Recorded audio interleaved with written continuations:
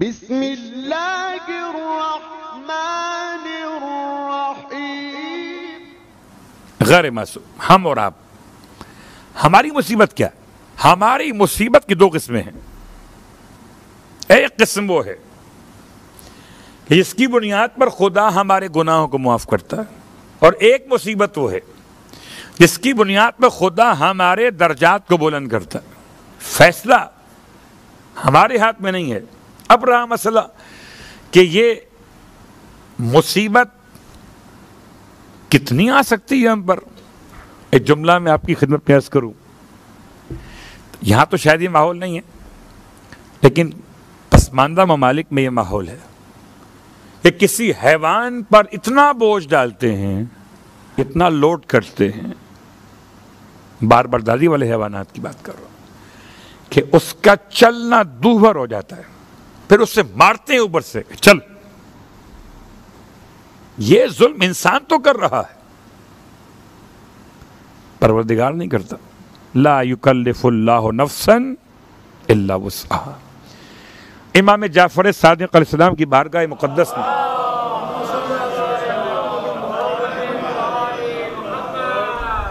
امام کی بارگاہ میں خاتون آئی ہے۔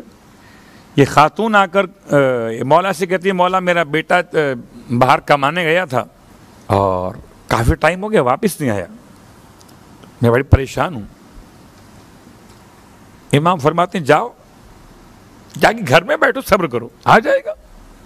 سوچئے گا، مولا کے پاس آئی ہے زمانے کے امام کے پاس۔ زمانے کے امام نے نہ تو کوئی تعویذ دیا، نہ کوئی ورد بتایا، نہ کوئی سورہ بتایا، نہ کوئی نماز بتائی۔ نماز، ورد، تعویذ اور دعا، یہ چاروں آسان ہیں، صبر کرنا مشکل ہے۔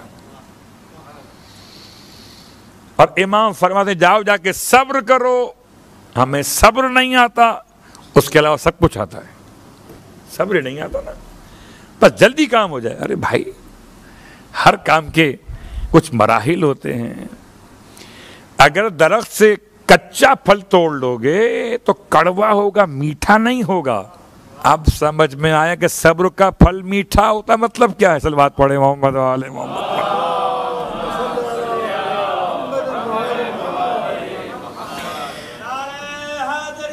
یا علی، خاتون امام کا فرمان سنا، آمنا صدقنا، پلٹ کے ایک جملہ نہیں کہا مولا کو۔ اچھا، ہم تو سمجھتے ہیں صبر کیا ایسی بیکار کی بات ہے۔ صبر کیا ہوتا ہے؟ لو، امام بنے بیٹھے ہیں، ہم کہہ سکتے ہیں نا اللہ اکبر، نہ دعا مانگی، اشارہ کرتے بیٹا آ جاتا، آگے صبر کرو۔ گئی مولا کے حکم پہ صبر کرنے لگی، کچھ نہیں کیا، جیسے نارمل ٹائم پاس کرتی تھی ویسے کرنے لگی۔ ایک مہینے بعد کہتے ہیں دوبارہ واپس آئی، مولا ابھی بھی نہیں آیا، اب کیا کروں؟ فرمایا جاؤ، جا کے صبر کرو۔ کبھی اگر 40 دن زیارت عاشورہ پڑھنے کے بعد جاب نہ ملے تو کیا کریں؟ یقین چھوڑ دیں، زیارت چھوڑ دیں؟ کیا کریں؟ کچھ مت چھوڑو، اور سب کو چھوڑ دو، آل محمد کو مت چھوڑو۔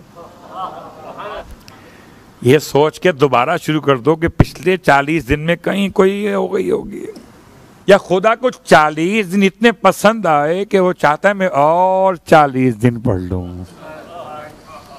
قسم بخدا، اگر میں آپ سے کہتا ہوں میری جاب اگر ہو جاتی تو میں دوبارہ 40 دن نہیں پڑھتا۔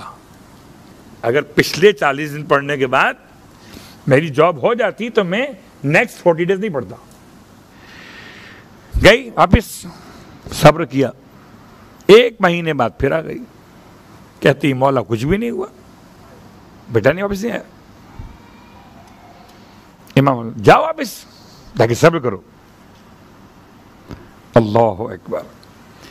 3 مہینے بعد کہتے 3 ہفتے ایسا ہوا، بہرحال ٹائم میں اختلاف ہے کہ 3 دفعہ آئی اور جا کے صبر کیا۔ جب چوتھی بار آئی اور پھر آ کر امام سے کہا مولا بیٹا اب تک نہیں آیا، فرمایا جا کے صبر کرو۔ ابھی بھی مولا نے کچھ نہیں بتایا، نہ نماز، نہ دعا، نہ صدقہ، نہ خیرات، صبر۔ چوتھی بار وہ کہتی ہے مولا سے، مولا اب مجھ سے صبر نہیں ہوتا۔ آپ نے سر اٹھا کے فرمایا جاؤ، پھر بیٹا گھر پہ آ گیا۔ ابھی تو کہہ رہے تھے جا کے صبر کرو، آ جائے گا، آ جائے گا۔ اس کے جملے بدلے، امام کے الفاظ بدلے۔ اس نے کہا صبر ختم ہو گیا۔ فرمائے بیٹا آ گیا۔ گھر گئی، دیکھا بیٹا موجود ہے۔